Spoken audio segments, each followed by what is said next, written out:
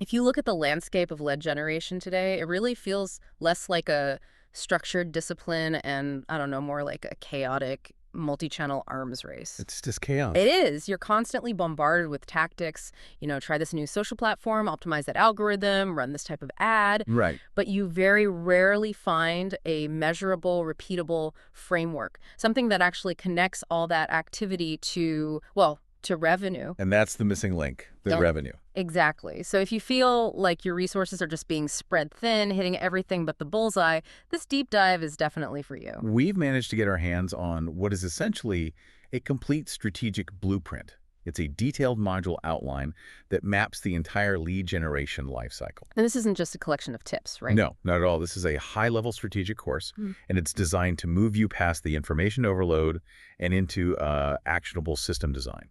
Our mission today is, well, it's challenging. We are taking that really extensive, intensive strategic knowledge and distilling it down into a concise, high-value conversation.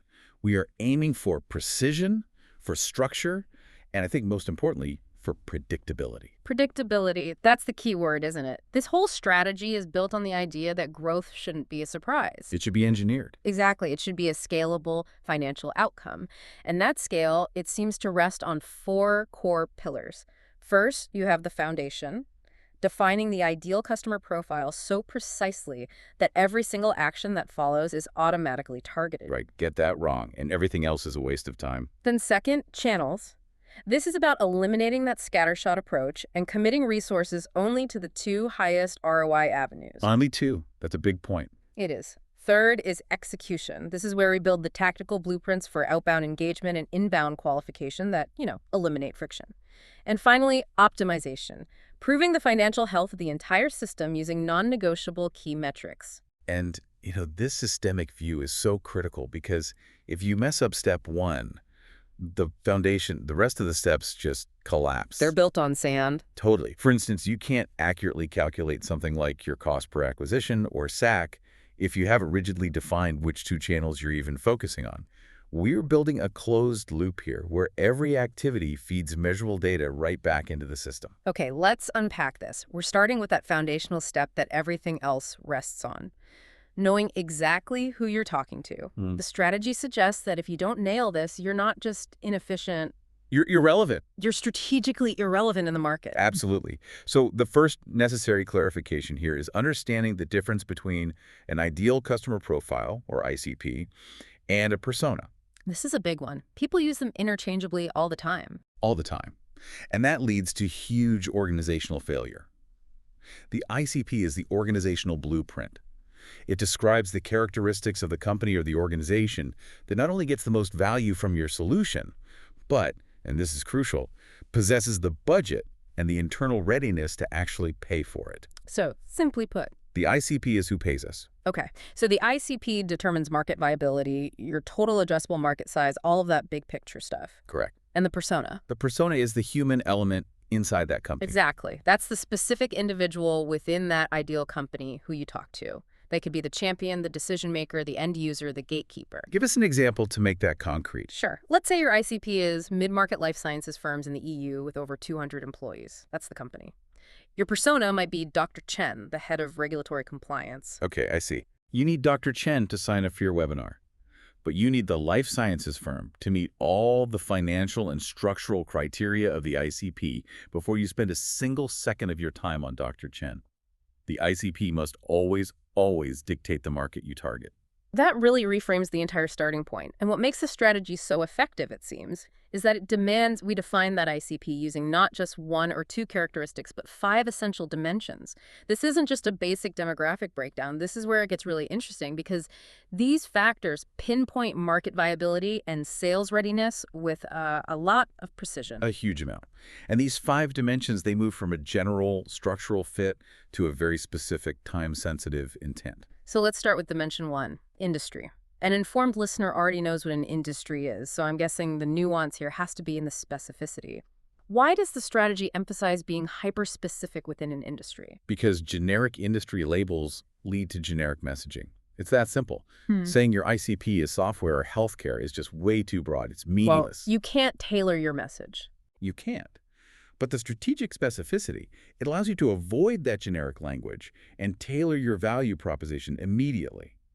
For example, instead of just financial services, you target, say, regional credit unions with assets under management between $500 million and $2 billion dollars that must comply with new state-level consumer lending regulations. Wow. Okay. That is specific. Right, and that specificity is a market signal in and of itself. It tells the prospect you understand their world intimately. Okay, so that's industry. Dimension 2 is company size. And this is often just boiled down to employee count, but the source material clarifies this could be annual revenue, market share, or even the size of a specific division like the engineering team if that's what's relevant to your solution. Exactly. Size is so critical because it reveals both budget capacity and organizational complexity. They go hand in hand. How so? Well, a $10,000 solution that is absolutely perfect for a 50-person startup might get rejected outright by a 5,000-person enterprise. Why? If it solves the problem. Because the enterprise requires integration with 3 legacy systems, which pushes the implementation cost to $100,000. Or it needs to go through a 6-month security review. By defining the size precisely, you prevent your team from chasing deals that are destined to die in the procurement phase simply due to a poor structural fit. You're saving yourself a ton of wasted effort down the line. A ton. Now, dimension 3, pain. We all talk about pain points, but this strategy demands that the pain must be specific, and I think this is the most important part, quantifiable. This is arguably the strategic linchpin of the whole ICP. If the pain is not quantifiable, the ROI of your solution is just speculative. It's a guess. And your sales cycle will be endless. Long and arduous, absolutely. We need to move beyond saying something vague like, oh, they struggle with slow internal communications. The ICP must quantify the cost of that struggle. So what does that sound like? It sounds like this. They lose 40 man-hours per week due to siloed communication systems, which translates to an average annual opportunity cost of $150,000 per team. Now that's a number a CFO can understand. Precisely. If the customer can't articulate their problem in terms of money, time, or risk mitigation, they are not ready to buy a high-value solution. The specificity of the pain dictates the urgency. And that urgency, that leads us directly into the 4th dimension, which is truly fascinating and I think so often overlooked, the trigger. The trigger, yes. So the pain might be chronic, right? It could have existed for years, but the trigger is the acute event that causes the customer to stop tolerating that pain and start actively seeking a solution now. Triggers are the gold standard for perfectly timed outreach. They really are. They're often changes in the prospect's environment. For a B2B SaaS company, a trigger could be the departure of a key executive who maintained the legacy system. Right, the person who loved the old way is gone. Exactly. Or it could be a change in government regulation that suddenly creates a huge compliance risk. Or it could be hitting a specific scaling milestone where their existing infrastructure just catastrophically fails. So how does a sales team practically leverage a known trigger? Let's say we know a new compliance regulation is coming into effect next quarter. What do we do? That's where the proactive work comes in. If you know the trigger, for example, if you track local hiring announcements and you see the VP of engineering who championed your competitor just move jobs, they are facing an immediate resource gap that forces a reevaluation of their tools. So you're not guessing. You're not guessing. Or if you know a major regulation like GDPR or HIPAA is changing, you can launch campaigns referencing that specific date. You're not asking them if they have a problem. You're asking them how they plan to solve the known problem they absolutely must address by October 1st. This perfect timing, it drastically increases conversion rates versus just untimed, cold outreach. It changes the entire conversation. Okay, and finally, dimension 5, the buying process. We have to understand the internal topography of the decision. This is about mapping the decision funnel internally. Who are the stakeholders? Is it a single-threaded decision maker, like the founder in a small company, or is it a 5-person committee that involves legal, finance, and IT? All of whom have different priorities. And veto power. You have to know, are they risk-averse legacy users who need extensive security vetting? Or are they nimble early adopters who are comfortable with beta products? And if you don't know this, you waste weeks, maybe months, cultivating a champion who ultimately lacks the signing authority or the political capital to get the deal approved. The complexity of the buying process often dictates the length of the sales cycle, and ignoring it just means unpredictable revenue. so those 5 dimensions, industry, size, pain, trigger, and buying process, they form the strategic foundation. But theory needs validation. The source material suggests an immediate, actionable application here. the ICP scoring workshop. Yes, this is where you connect the theoretical ICP to your financial reality. The exercise involves taking, say, 3 of your current best, most profitable accounts, the ones with the highest lifetime value, or LTV, and scoring them against the 5 dimensions you just defined. But it's not just a simple checklist, is it? No, and this is critical. You must first assign a weight to each dimension. Okay, let's expand on that weighting, because that feels like a really strategic choice. How does a business decide that, say, pain is 3 times more important than industry fit? Excellent question. The weightings have to reflect the strategic necessity of that dimension to a successful, profitable sale for your business. If your solution costs $250,000, then the company size, which is a proxy for budget availability, might get a weight of 5 out of 5. Because if they can't pay, nothing else matters. Nothing else matters. If your product is highly specialized, let's say it only serves US-based manufacturing, then industry also gets a weight of 5.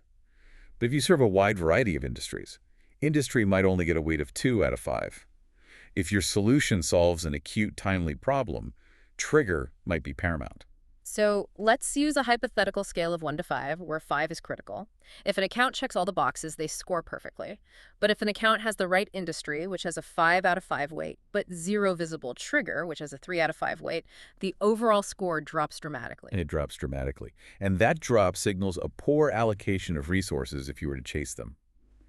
This scoring exercise provides a measurable quantitative benchmark for all future lead qualification. So you can actually tell your team. You can now tell your sales development team, we will only engage with companies that score above a 22, or whatever your number is.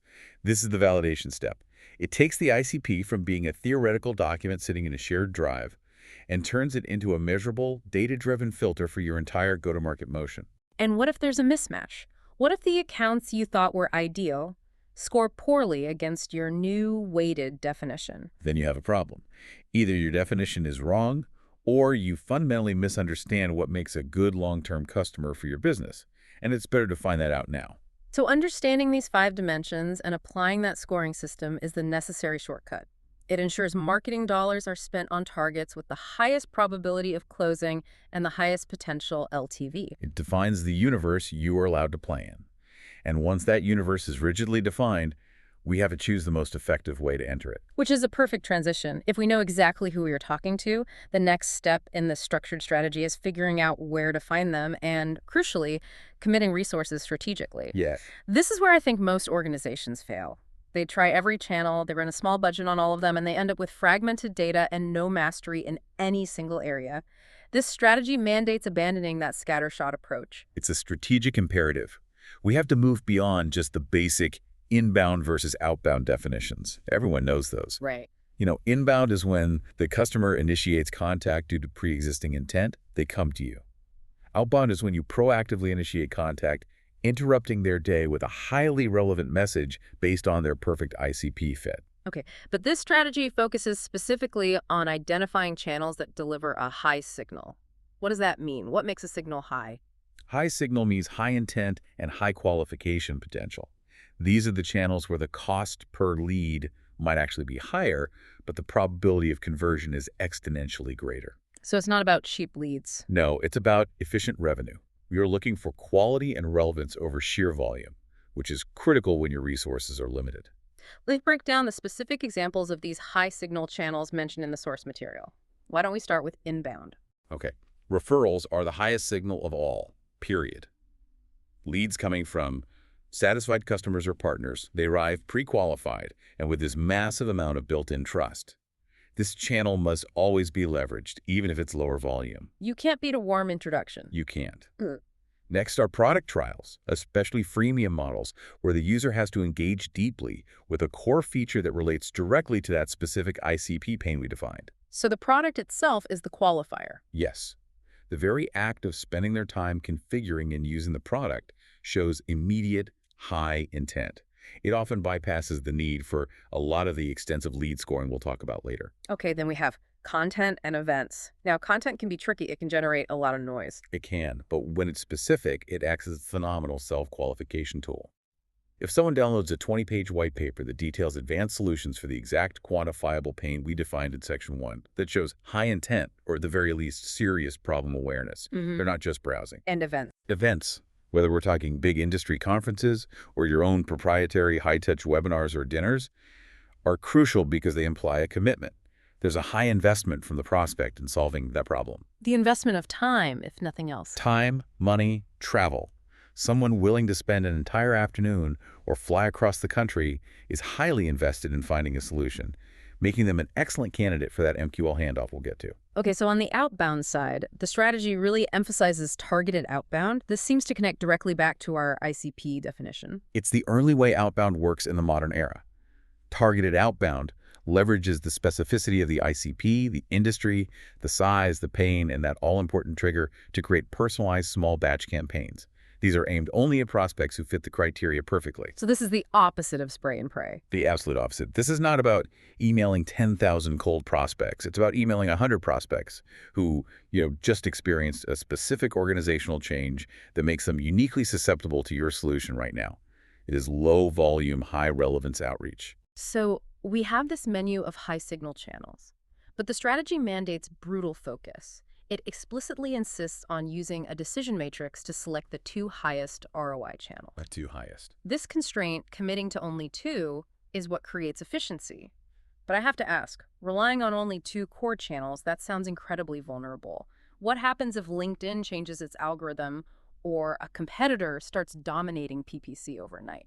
That's a fair challenge, and it really speaks to the necessary trade-off. While it does create some vulnerability, that vulnerability is mitigated by the speed of optimization that intense focus allows. Meaning? If you run 10 channels, you are slow to react to any single change. The data is messy.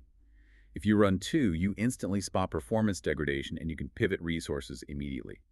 The constraint forces mastery. You have to master those 2 channels before you earn the right to invest in a third. I see. So it's about depth over breadth. Completely. Let's discuss that decision matrix then. What strategic factors must we weigh to select those 2 winners? You need to weigh 4 critical factors, and you have to link them back to financial viability. First, cost. And this is the total cost of ownership, not just ad spend. It includes team salary allocated to that channel, necessary software subscriptions, everything. Okay, total cost. What's second? Second, time to scale. Some channels, like SEO content, might have excellent long-term ROI, but take 18 months to generate real volume. Others, like targeted events, might yield results in 3 months. You need a mix that supports both your short-term targets and your long-term growth. That makes sense. Third is volume potential. Does the channel even have the potential to scale to meet your projected growth targets in 12, 24, and 36 months? If your ICP is super niche, a high-touch channel might be the only feasible choice anyway. Right. And fourth, and this is the most important, conversion quality. This is the ultimate test. Which channel consistently brings in leads that score highest against our 5 ICP dimensions? And which channel has the fastest conversion rate from that initial MQL stage to a final closed deal? Okay, let's run a hypothetical scenario using that matrix. Suppose we are selling an expensive, highly complex enterprise solution. We're comparing 2 channels. Channel A is proprietary executive dinners, events, and Channel B is broad PPC, Google Ads. How does the matrix guide the decision here? Okay, good one. In this scenario, Channel A, the events, would score something like this. Cost, very high. You have an expensive venue, specialized staff, travel, time to scale, moderate. Event planning takes time, but the follow-up is fast. Volume potential, very low. You can maybe only host 20 of these dinners a year. What's the quality? But conversion quality, extremely high. The attendees are self-selecting. They're highly qualified ICPs, and you have their undivided attention for hours. Okay, now contrast that with Channel B, the PPC ads. Channel B would score like this. Cost, moderate to high, depending on your ad budget. Time to scale, fast. You can have ads running instantly. Volume potential, very high. The scale potential is massive. But the quality again. But the conversion quality, low to moderate, because many of the leads might be tire kickers or students or low ICP fit who just clicked on a generic headline. So the strategic calculus then is determining which combination of those factors best supports the immediate revenue goals. You might choose events and targeted outbound, both high quality, low volume, if your goal is a high average contract value. Exactly. Or you might choose PPC and a product trial, high volume, moderate quality, if your goal is rapid market penetration. The matrix forces you to have that honest conversation and compare across all 4 dimensions to identify the absolute best fit for generating scalable, high-quality leads. It eliminates those channels that seem exciting but fail on one critical dimension. And this strategic commitment, it forms the baseline for our measurement section later on. We have to know which two channels are the primary engine so we can accurately track their CAC and their ROI. Couldn't have said it better. This brings us perfectly to execution. So we've established who we are talking to and where we are going to find them. Here's where it gets really technical. As we move from the high-level strategy to the actual blueprints, how do you engage these leads once you find them? This strategy module divides execution cleanly into two parts: building successful outbound sequences and managing inbound lead triage. And success at this stage depends entirely on structure. In the age of digital saturation, an unstructured, winging it approach is immediately discarded by your prospects. Okay, let's start with the first part. For outbound efforts, especially those linked to our targeted outbound channel persistence, is paramount. Research shows that prospects often require 5, 6, 7 or more touches before they even engage. So one email isn't going to cut it. Not even close.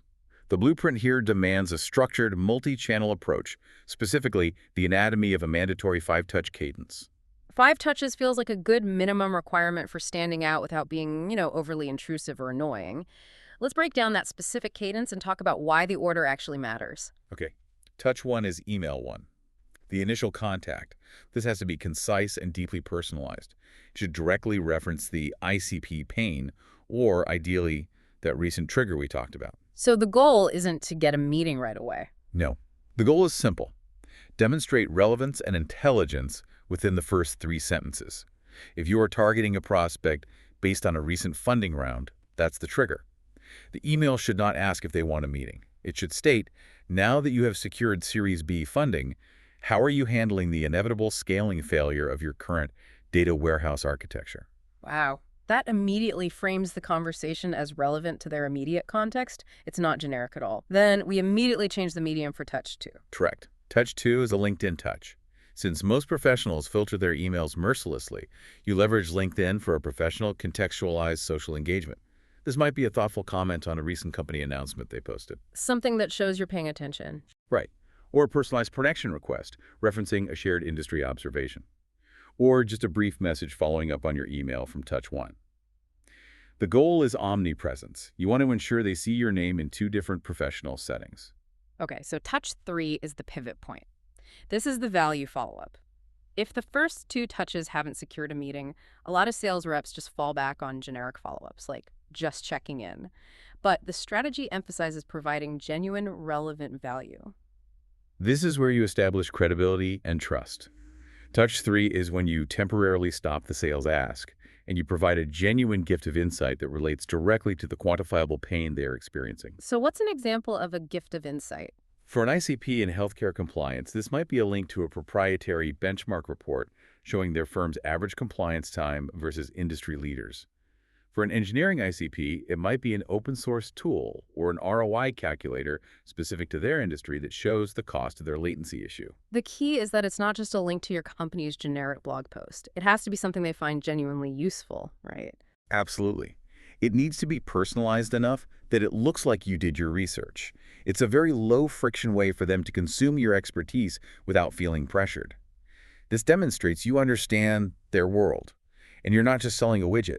This builds the necessary authority for the later stages of the sequence. Okay, so after demonstrating value and earning a little bit of trust, we move to the verbal attempt. Touch 4 is the call. The call is positioned here late in the sequence, precisely because it is no longer truly cold. That's the key. By touch 4, you have established context and provided value across 2 different channels. The phone call serves as the attempt to cut through all the digital noise. And the opening line has to be different. It has to be. If they answer, the opening line should never be, "Is this a good time?" It should be, "Hi, I'm following up on the benchmark report I sent you last week regarding Q4 scaling challenges. Does that 15% increase in operational cost we identified align with what your team is seeing?" You're leveraging that pre-existing context to drive the conversation forward immediately. And finally, we have touch 5. The final email, which the source calls the professional breakup email. This is just a professional courtesy, but it's surprisingly effective.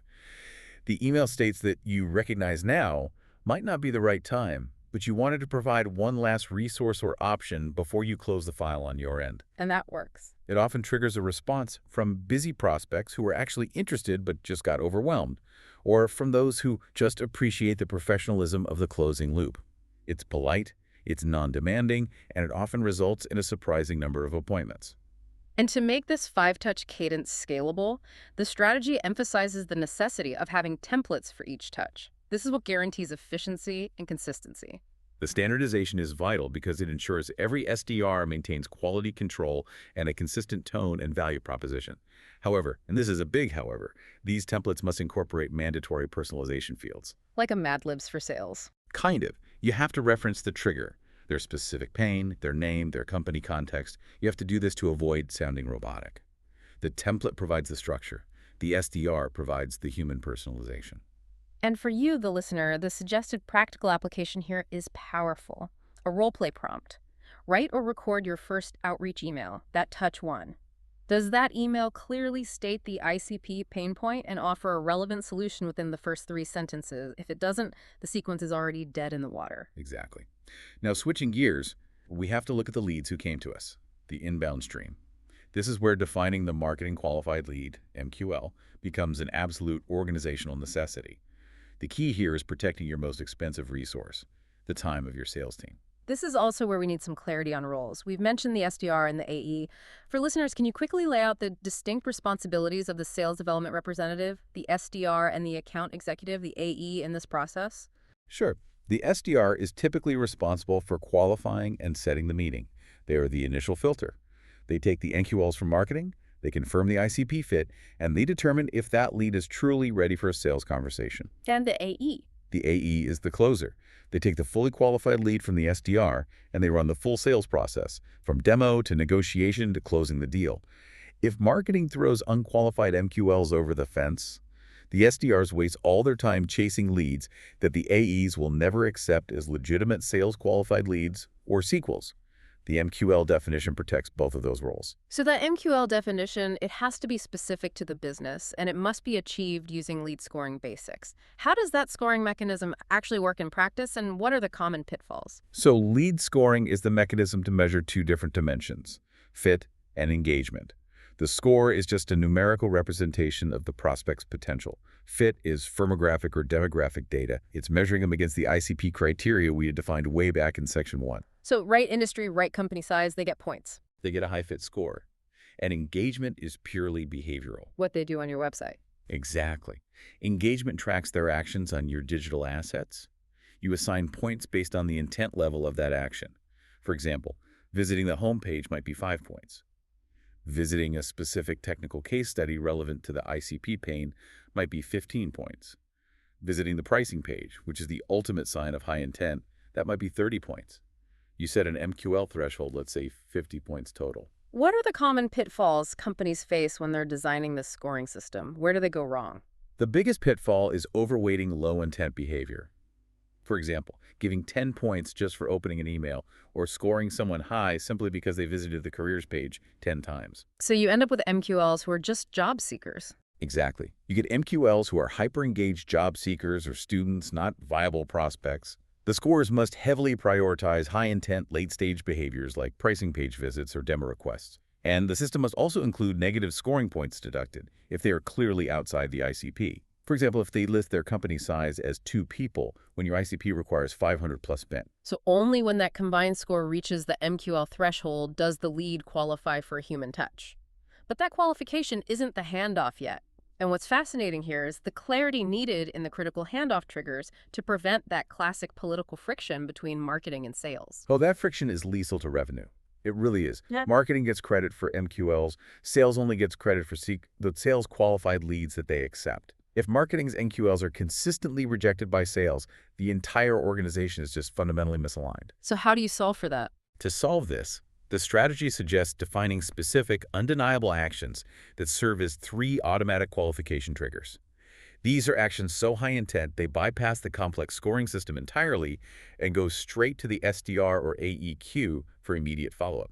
So these triggers have to be indisputable actions that clearly demonstrate a readiness to buy, not just research intent. Exactly. So, example 1, requesting a specific product demo or consultation, where the form requires high-fit data like company size and their role.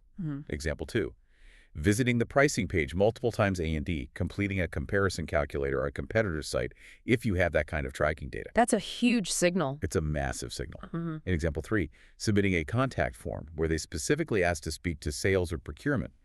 These actions are a clear raising of the hand for a buying conversation. It minimizes the time gap, and it eliminates sales's argument that the lead is just researching. The clarity of these triggers minimizes political friction and protects the valuable time of the sales team. That makes a ton of sense.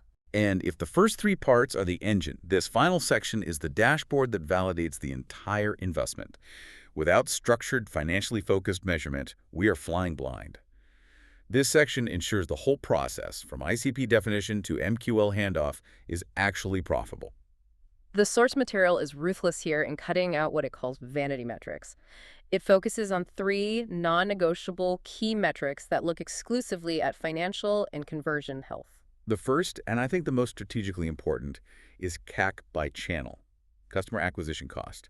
You must calculate the total fully loaded cost required to acquire a paying customer, and you have to break it down precisely by the 2 channels you committed to back in Section 2.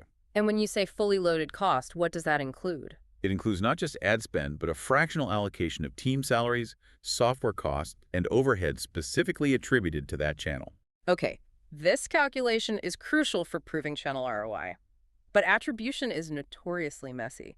If we allocated staff time to both our high signal events channel and our targeted outbound channel, how do we accurately ensure we are attributing staff salary costs to the correct CAC calculation? Attribution is the biggest challenge, but it must be faced. You need a multi-touch attribution model that weights the channel that generated the lead, the first touch, and the channel that generated the conversion, the last touch. For salary, it's pretty straightforward. If your SDR team spends 40% of their time on follow-up from events and 60% on targeted outbound, that salary needs to be allocated accordingly in the CAC calculation for each channel. And once you have that number. Once you have it, you have truth. If channel A has a total CAC of $800, but channel B's CAC is $4,500, you have immediate, irrefutable data on where to focus your investment and where to perform deep optimization, or just cut the channel entirely. It forces strategic resource allocation based on financial reality, not on the CEO's favorite new social media platform. Okay. The second non-negotiable metric is conversion to SQL, sales qualified lead. This measures the efficiency of that MQL triage process we just detailed. This metric is the organizational alignment report card. It tracks the percentage of leads marketing flags as MQLs the sales, the SDR, and AE team accepts as legitimate SQLs ready for pipeline work. So what does a good or bad number look like? A high conversion rate, let's say 85% of MQLs become SQLs, proves marketing is sending high-quality leads that fit the ICP and that sales trust the MQL criteria. A low conversion rate, say 30% MQL to SQL, signals a massive breakdown in alignment. And you know there's a problem somewhere. Either the MQL criteria are too loose, or the sales team is rejecting qualified leads due to poor follow-up, or maybe just a lack of belief in the system. It's the ultimate measure of the gatekeeper's effectiveness. And the third metric? The third is the cost per qualified lead. This focuses purely on the investment required to generate a usable lead, the MQL independent of the final closed deal. And why is that important to track separately from the final CAC? Because this metric acts as a crucial early warning system. If the cost of generating that 50-point MQL suddenly jumps from $50 to $150, you know immediately that you have channel saturation, rising ad costs, or some execution inefficiency. This gives you time to pivot your marketing spend long before that inefficiency starts inflating your final customer acquisition cost. So if we connect this to the bigger picture, why these 3 specifically? What's the magic in this combination? They allow businesses to predict growth accurately. You cannot scale if you don't know the financial cost of adding 1 unit of qualified pipeline. They minimize wasteful spending by providing immediate feedback loops on the effectiveness of your ICP definition. Is the lead high quality? Your channel selection. Is the channel efficient? And your internal process. Is the handoff working? Exactly. They provide a comprehensive financial view of the entire machine. Okay, but measurement is just one part of the equation. Lead generation is never static. It can't be. Competitors adjust, platforms change their rules, conversion fatigue sets in.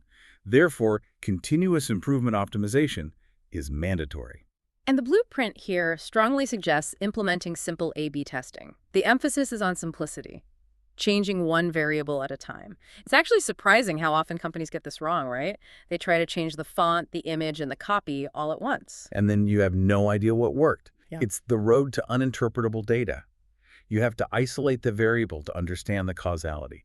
And the variables you test should directly impact conversion or efficiency within your two chosen channels. Give us a good example. For example, testing two completely different value propositions in touch 3 of your outbound sequence. One focuses on revenue gain, the other focuses on risk mitigation. Or testing the placement of the CTA, the call to action, on the landing page that's associated with your highest converting piece of content. And the actionable CTA in the module here is very specific. Design one A/B test, but do it specifically for the top channel you identified earlier. Why must we focus this mandatory A/B test solely on the highest performing channel? That seems a bit counterintuitive. It does, but it's a powerful strategic insight rooted in the principle of leverage. Your top channel is already driving the most volume and/or the highest quality leads at the lowest CAC. So if you achieve a small improvement, say just a 2% increase in conversion rate on your highest volume channel, the absolute dollar return on that small optimization will be enormous. Right, because of the scale. Exactly. Contrast that with achieving a 20% improvement on a tiny low-volume channel. The monetary impact is negligible. By focusing optimization on the gold standard channel, you ensure your improvement efforts yield the largest, most immediate overall returns.